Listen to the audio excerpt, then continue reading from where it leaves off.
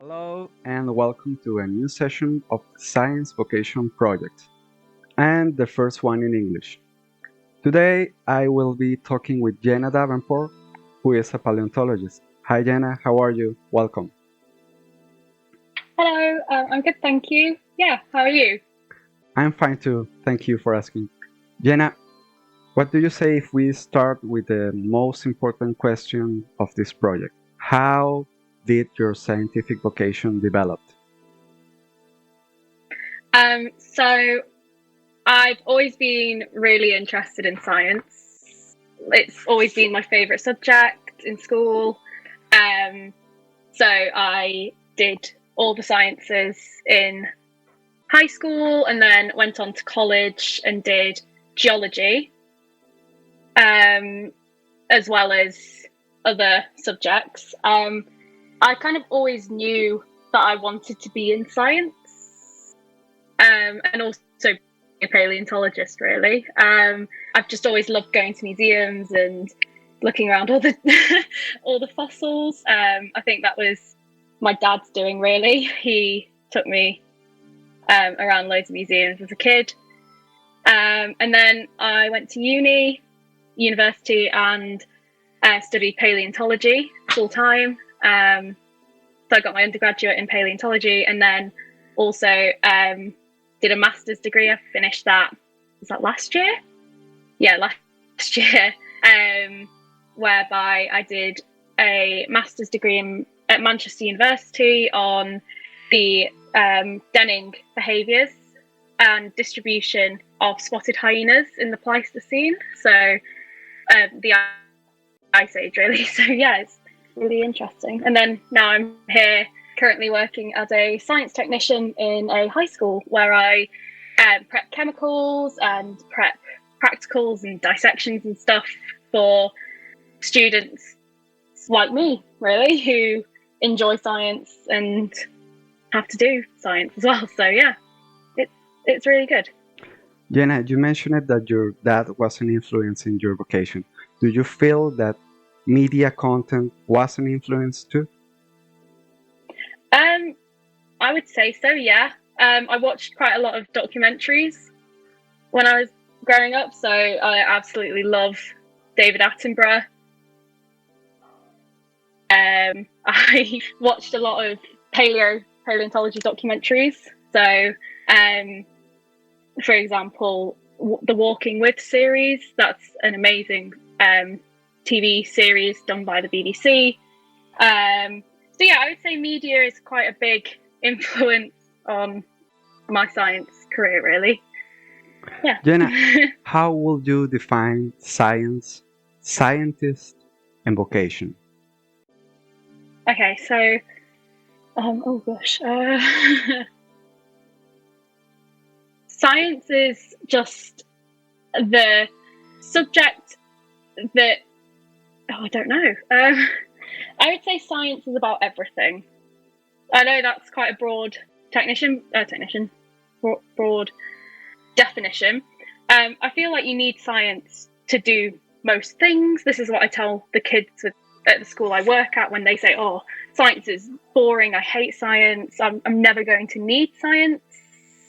I go, "Well, yes, you do, because in most jobs you do need science to do things. So, for example, if you want to be a hairdresser, you need to know the correct chemicals to do the hair colouring, and you just need science to do things. And science makes up the world that we're in, really. So physics, chemistry, and biology, they're the three big main ones, and they are what makes the world, really. And then a scientist is just a person who is interested in science. You don't have to be trained to be a scientist. Even just by, watching science videos or doing small experiments, going out and seeing the leaves change colour in autumn and in winter, and seeing how life progresses, that's being a scientist. I think anyone is a scientist, and science is for everyone.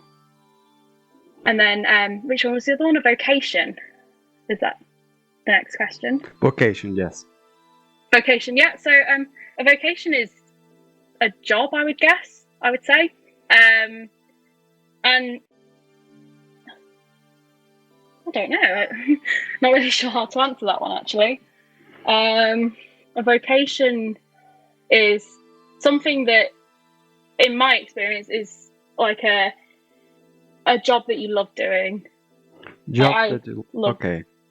Yeah, I think so. Yeah. Jenna, do you consider yourself a scientist? I think I do. Yes. I think I always have done. I think just knowing what I wanted to do in life, I was like, yeah, I'm going to be a scientist. I don't care what anyone says. That's what I'm going to do. So, yeah, I would say so. I always thought. And when do you think one becomes a scientist?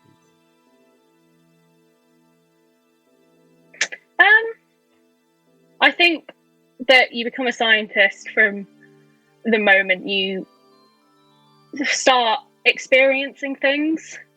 So I think once you start learning about the world and about how different things happen, you are a scientist. So, for example, when you start school here in the UK, you do like rudimentary science stuff.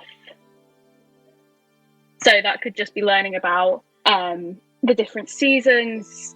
You can be learning about dinosaurs, for example. I learned about dinosaurs. Yeah, I think just as soon as you start taking an interest in something and you start thinking about it, that potentially makes you a scientist.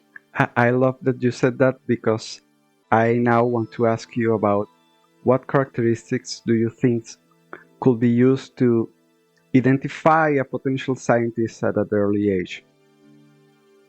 I think curiosity is a big factor. So I think as long as you're curious, that would make you a scientist. You know, you don't have to do all these fancy experiments, and you can just be interested in something, take a curiosity, and then that would make you a scientist. Okay. Especially as a child, yeah. Have you ever experienced any barriers or difficulties in pursuing your scientific vocation? So I'm dyslexic. So that got diagnosed later on in life. So I was 15, 16 when I got diagnosed with dyslexia, and that meant that I kind of struggle with writing quite a lot, scientific writing and getting all my words mumbled up and stuff. So a bit just by, learning how to manage it and ways in which I can help myself with it. So, for example, use like a word processor and talk to my computer when I'm writing stuff. That way I can get it all out onto paper and deal with that. I think that's probably the only barrier, really. Have you ever experienced discrimination for being a woman?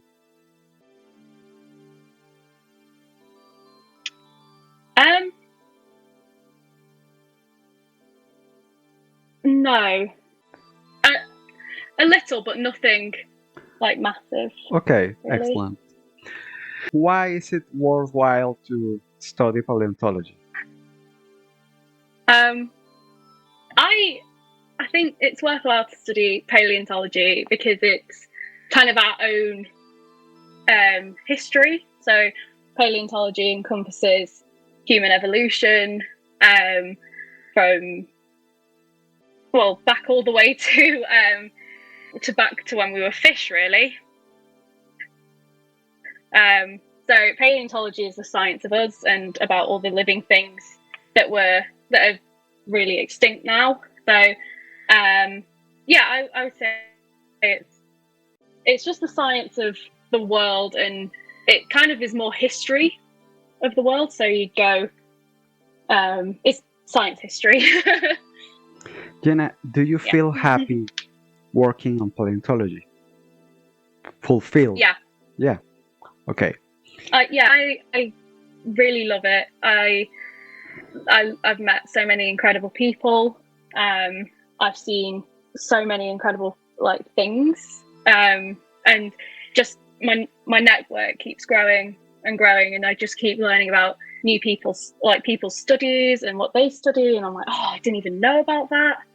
So yeah, I feel like it's fulfilling, a bit of it is just constantly on the hunt for knowledge. Jenna, and have you ever felt any other calling besides paleontology? So when I was from the ages of about 5 to maybe 10, I wanted to be a marine biologist, which led to me learning to scuba dive, and just kind of taking on from there, because I really wanted to be a marine biologist and swim with sharks and work with whales. So that was kind of the goal for me. And then I went, oh no, actually, it's always been paleontology. Okay. I was about to ask you if you ever integrated that calling too. No. No, I would love to, though. I would love to be able to do marine, or, well, be able to use my scuba diving in paleontology. So, for example, there are caves that have been flooded, which might have fossils in it. That would be really cool to be able to dive down and recover, or to log. So yeah, I would love to do that. Jenna, to conclude this interview, are you currently researching in something? No, I'm not at the moment. I finished my master's degree last year, and now I've just been working full time as the science technician. So yeah, I'm not currently researching anything. And could you tell us a little bit about your master degree research so people can know you better and your work? Yeah, of course. So back in the Pleistocene, which was around the last ice age and plus, in Britain we had quite an array of animals that we don't have now. So, for example, we used to have hippopotami, lions, leopards. We had Neanderthals, and also we had hyenas. And hyenas in paleontology are known as living in caves and creating these vast bone accumulations. And so what I did was, it was during COVID as well, which probably didn't help. So I looked at all these caves in Britain and one in Ireland, and tried to decipher whether or not spotted hyenas denned in them, and as well tried to find any patterns and infer any patterns between them. So, for example, were they all used at a certain time? Was it all located in one area? Did they get more northerly during one period of time and more southerly in the other? So, for example, during a time period known as the last interglacial, which was 125,000 years ago, hyenas had a much more northerly distribution in Britain, and that was due to, no glaciers, no ice sheets being there. And then during another time period, which is called marine isotope 3, they weren't as north. They just retreated, and that's because most of Europe were covered in ice. So yeah, it's a really interesting study. I'm hoping to write a paper about it at some point. It would be great. So.